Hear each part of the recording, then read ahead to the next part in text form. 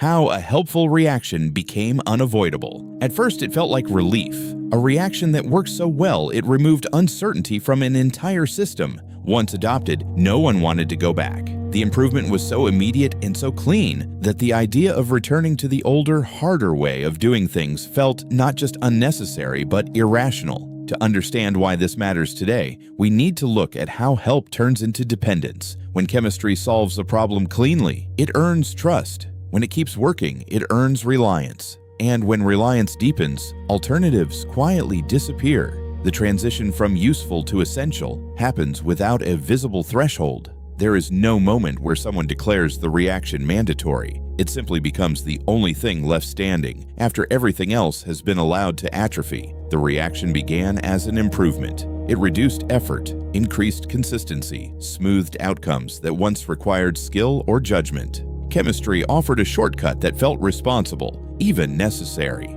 It removed a layer of friction that had slowed progress, and in doing so, it made itself welcome in a way that discouraged any second look at what had been traded for that speed. As adoption spread, systems reorganized around it. Training focused on maintaining it. Infrastructure supported it. The reaction became the default setting, not because it was mandated, but because it was easier than every other option. Ease has a compounding effect. Every cycle that runs smoothly under the reaction's influence makes every alternative feel heavier, slower, and harder to justify. What made this shift dangerous was success. The reaction rarely failed. It delivered predictable results under a wide range of conditions. That reliability discouraged redundancy. Backup methods faded. Flexibility eroded. The very thing that made the reaction trustworthy also made the system around it increasingly fragile, because trust removed the motivation to prepare for anything else.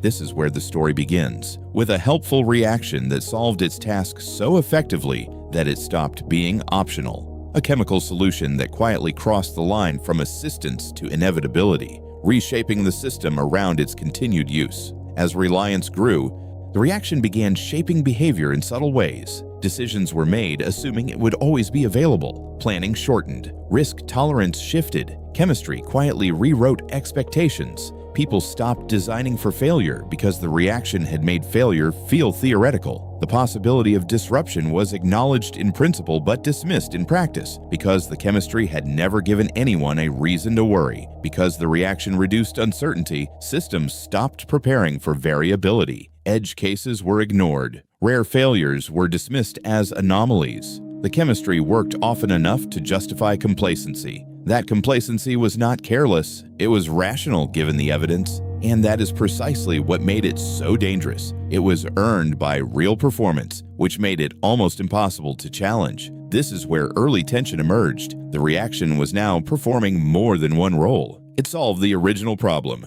but it also carried the weight of system stability. When minor disruptions occurred, there were fewer alternatives to fall back on. The reaction had quietly absorbed responsibilities it was never designed to bear, and no one noticed because it continued to perform. Scientists noticed that the reaction's byproducts were becoming unavoidable too. Outputs accumulated, side reactions interacted with neighboring processes. What had once been isolated was now woven into a larger chemical network. The reaction's influence extended far beyond its original scope, touching systems and processes that had no direct relationship to the problem it was first designed to solve. Attempts to introduce redundancy faced resistance. Alternatives were slower, less efficient, harder to justify when the primary reaction still worked. Chemistry rewarded optimization, not preparedness. Every proposal to diversify felt like a step backward when measured against the performance of the existing solution, and so redundancy was perpetually deferred in favor of efficiency. Over time, the system forgot how to function without the reaction. Knowledge faded, skills atrophied. What began as help had become a dependency so deep that even questioning it felt risky. The institutional memory of how things had been done before was lost, not through deliberate erasure, but through the slow and natural process of disuse. The old methods were not rejected, they were simply forgotten. The reaction had not demanded permanence. It had earned it through reliability, and that reliability was now quietly narrowing the system's ability to respond when conditions changed. The conflict intensified when conditions shifted just enough to expose the cost of dependence. What once felt resilient now felt brittle. The system could perform flawlessly, but only if the reaction remained uninterrupted. The margin between normal operation and crisis had collapsed to nearly nothing, and the system had no awareness of how thin that margin had become. Small disruptions revealed a dangerous truth. When the reaction slowed or behaved differently, everything downstream felt the strain. There were no buffers left, no alternative pathways ready to absorb shock. Chemistry had optimized the system into fragility. The efficiency that once justified every decision now amplified every consequence. This buildup carried emotional weight because nothing had technically failed. The reaction still worked, but it was being asked to do too much. It had become the single thread holding everything together. The emotional difficulty lay in the fact that the system appeared healthy by every conventional measure, even as its capacity to survive disruption had been hollowed out from within. Experts traced growing instability back to the same source, not a malfunction, but overuse.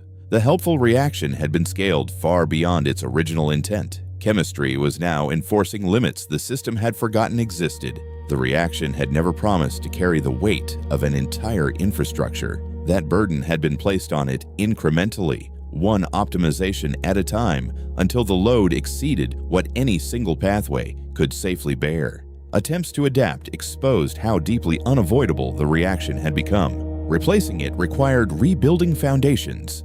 Slowing it meant accepting disruption. The cost of change felt higher than the risk of continuation. And so the system continued, not because continuation was wise, but because the alternative had become unthinkable. This was the emotional peak, the realization that help had quietly become obligation, that a reaction once chosen freely was now dictating what was possible. Chemistry had not trapped the system through force, but through success repeated too often. The trap was comfort, and its strength lay in the fact that it never felt like a trap at all. The climax arrives with a difficult acknowledgement. The reaction was never meant to be unavoidable. It became that way because everything else was allowed to disappear. Chemistry did not remove choice in a single moment. It narrowed it gradually. Each time the reaction proved reliable, alternatives seemed less necessary. Over time, preparedness was replaced by confidence, and confidence hardened into dependence. The narrowing was so gentle and so consistent that it never triggered the kind of alarm that might have prompted a course correction. This realization reframes the problem. The danger was never the reaction itself. It was the decision to build entire systems around one chemical solution without preserving the ability to step away.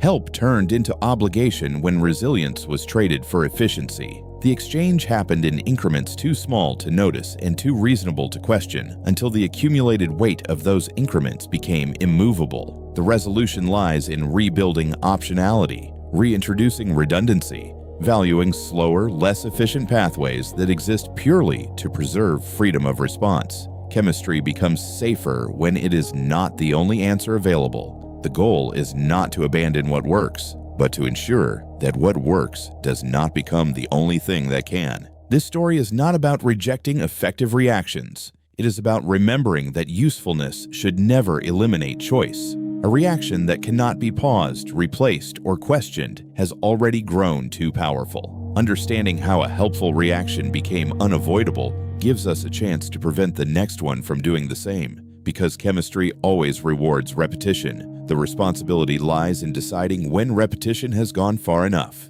Subscribe to join the journey. How a